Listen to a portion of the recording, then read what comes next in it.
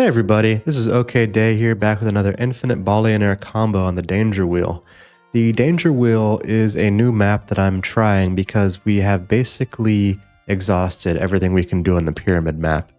I mean, we've done every combo that you can think of except for getting the chef's pan to work, which I've still been working on my own time, and it should be good. I just can't get it to work. And what I mean is, there is an upgrade somewhere here that's like every time, it's the jumper cables. Yeah. The jumper cables,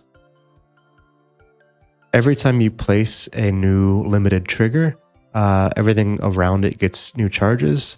The frying pan creates new triggers, and that can be used to charge power outlets, which then can be used to create infinite energy. So this is the basic idea, but I've not gotten it to work yet. Anyhow, that was a big digression. So on the Ferris wheel, the difficulty here is that none of our, or very few of our original infinite power combos actually work here. So for example, I might have a combo that uses like a fridge and a kiln and let's say like a campfire. So the idea here is that the campfire powers the kiln and the fridge prevents the cooldown from happening, and then using that and a bunch of power outlets or whatever, we have an infinite combo. But because the Ferris wheel moves, I mean, the demonstration was that was supposed to hit, but anyhow, because it moves, it eventually becomes impossible for the campfire to actually hit, because it starts off above, but it'll eventually be below the kiln. So anything that's position based doesn't really work here. So I thought pretty long and hard about this, and I came up with something that sort of uses symmetry. The last video I put out also used symmetry. We used radiators everywhere. I think symmetry is going to be important for the builds on this map. So the idea I came up with was, let's get an infinite generator with power, with fire creating power. So just like before, we have the same sort of outline. We are going to have kilns. So basically what the torches do is any ball that comes in from outside is going to be a fireball. Well, not every ball because there's a cooldown, but 2 seconds is pretty short. So plenty of balls that come in from the outside are going to be fireballs. They're going to power the kilns, which are in turn going to power these outlets. And what this does, this has a multiplicative effect, because if you think about it, every time, let's say any given kiln gets powered, it sends one charge to every adjacent limited trigger. So this guy getting hit once sends power to this outlet and to this outlet. And what that does is sends power to every outlet. Okay, so we have a huge multiplier going on here, which is sort of quadratic in the number of outlets. So with that in mind, we're going to have an easy time keeping a bunch of fridges fully powered, which is great because the idea I had to use the symmetry here is actually dart traps. You can sort of see how this works. In the beginning, we will have to get a little bit lucky to have our ball hit one of the dart traps. But as soon as it does, this is where we're using the symmetry here, really. Arrows will come from the left and from the right, and they will hit these torches, right? The torches do have a cooldown, but again, it's 2 seconds. And anyway, while these arrows are in flight, the whole level will have spun a bit. So we will have new torches ready for the next time we hit that same dart trap. Or if this dart trap has moved a bit, we'll be hitting a different dart trap. And these arrows will have slightly different heights, and so we will sort of cascade down. We will hit a dart trap and sort of hit maybe a slightly lower dart trap, which will help us hit a slightly lower dart trap. But we'll keep hitting the dart traps we hit before and also new ones. And eventually we'll just be hitting all these dart traps every single time. And these torches will not always be cooled down, but we have enough of them and they're sort of cycling in and out that will generate enough power to keep these fridges fully powered because of this huge multiplier we have due to the outlets. And so I hope I've explained that well enough. There's a lot of things going on here, and a lot of them are necessary actually to make this work. But with all that said, let's go ahead and click the button and see what happens.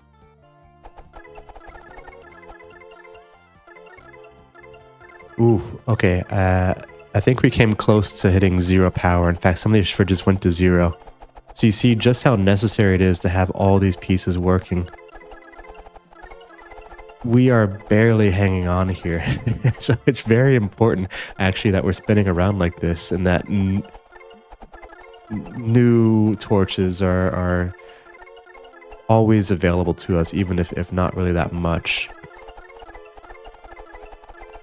This is actually pretty wild how close this is to not being a combo. But I said that, and now it's really taken off, and we have like hundreds of charges on some of these fridges, so this is really ramping up in a satisfying way.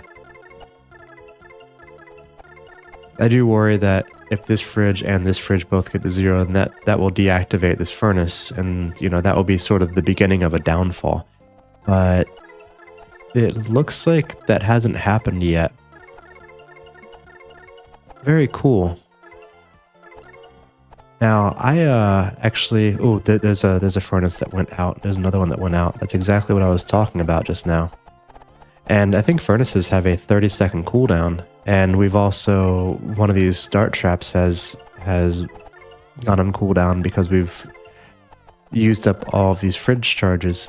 So I might have to, on this inner ring here, replace a few of the fridges with additional furnaces or outlets. I think outlets would be best because furnaces would use up more fridge charges, and outlets would not. There is some thinking to be done there on which is actually optimal in terms of power, but I just don't feel like doing those calculations right now.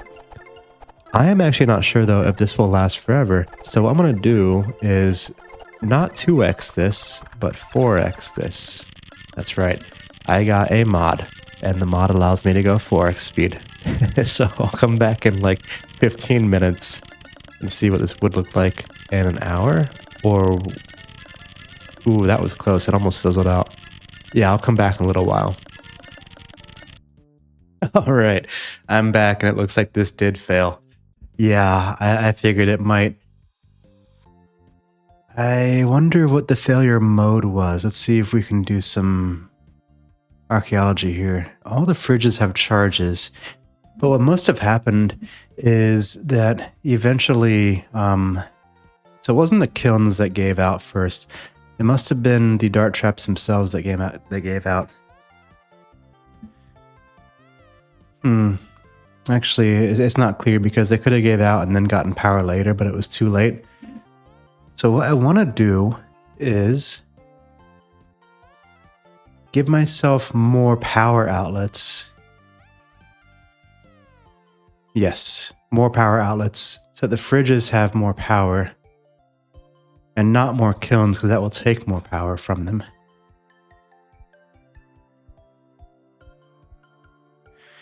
Alright, so this will substantially increase the amount of power each fridge has.